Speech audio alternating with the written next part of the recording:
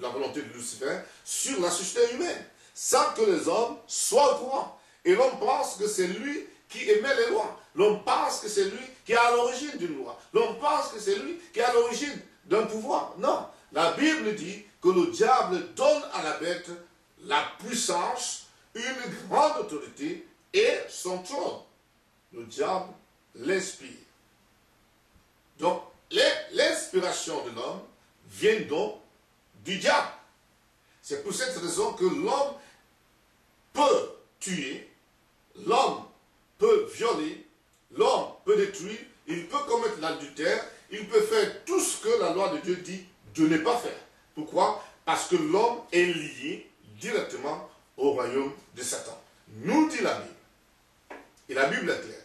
Et la Bible dit que il n'y a qu'une catégorie de personnes qui ne vont pas adorer la bête.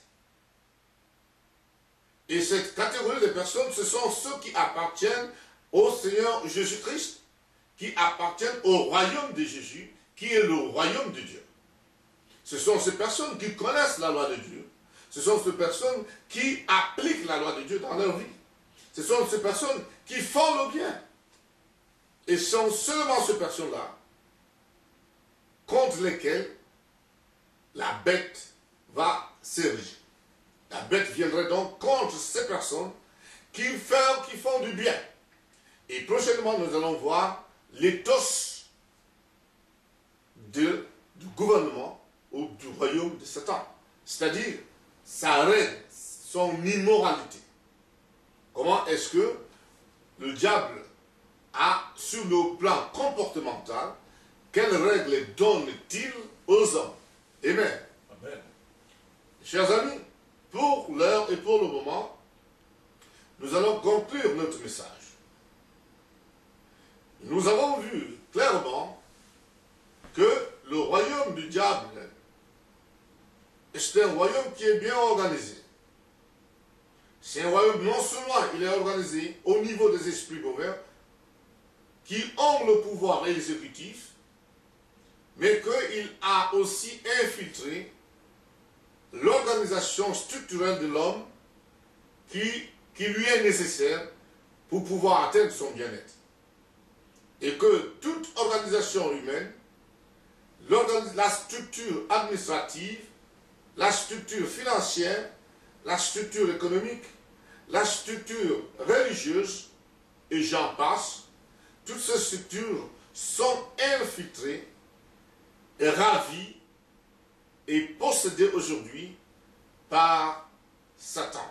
C'est pour cette raison qu'il a dit au Seigneur Jésus, dans le livre de Luc chapitre 4, que tous les royaumes de la terre lui appartiennent et qu'il les donne à qui il veut. C'est pour cette raison que si, dans Révélation chapitre 13, il prouve qu'il a ce royaume. Il amène une organisation administrative sur la terre, c'est-à-dire sur les 5 continents.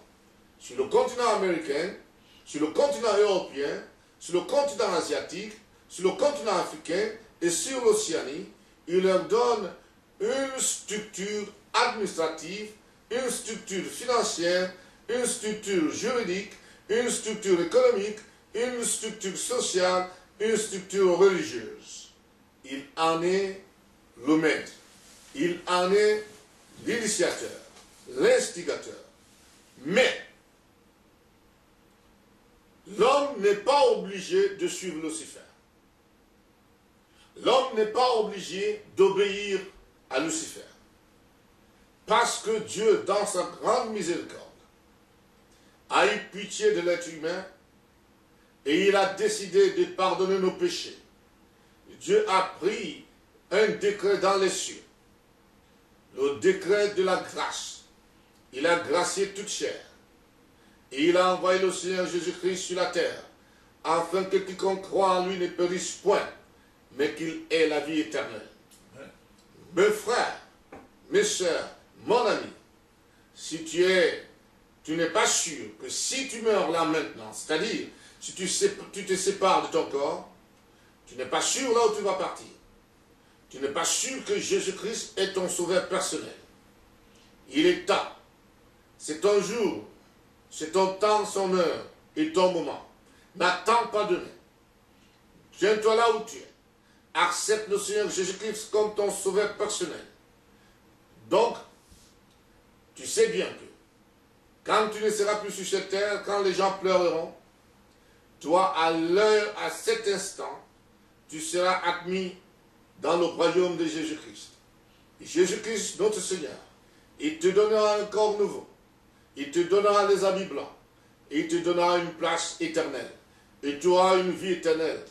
Car Dieu a envoyé Jésus-Christ, non pour qu'il juge le monde, mais pour que le monde soit sauvé par lui. Et maintenant, tu pourras peut-être te dire, comment faire pour accepter le Seigneur Jésus-Christ? Je n'ai pas une église. Je n'ai jamais vu la Bible. Je n'ai jamais entendu la parole de Dieu. Mais maintenant, c'est ton tour. Maintenant, c'est ton heure. Si tu peux faire seulement cette prière, tu peux prier après moi. Seigneur Jésus-Christ, je sais que tu es sauveur. Je viens d'entendre ton message par ton messager qui a expliqué le royaume de Satan et ses pièges. Et je veux quitter ce royaume de Satan. Je veux que, Seigneur, tu me donnes la vie éternelle.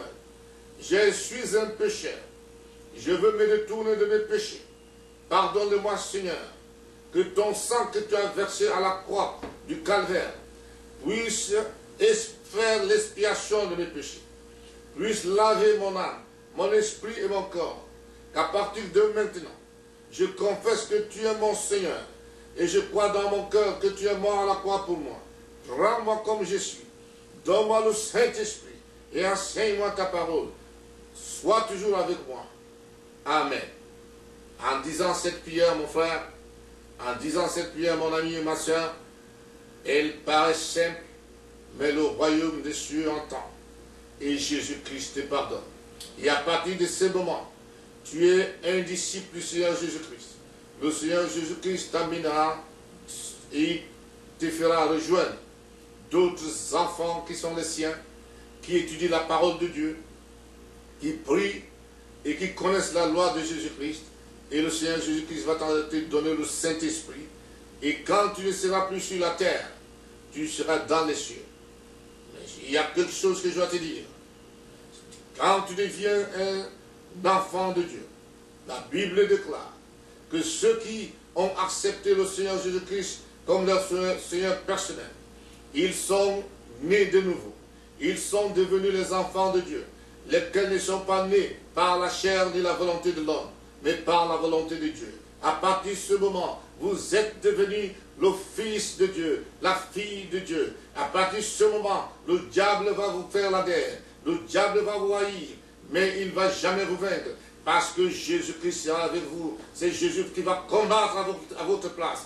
Vous aurez dans votre famille, les gens vous haïront. Dans votre pays, les gens vous haïront. Partout où vous êtes, les gens vont vous haïr.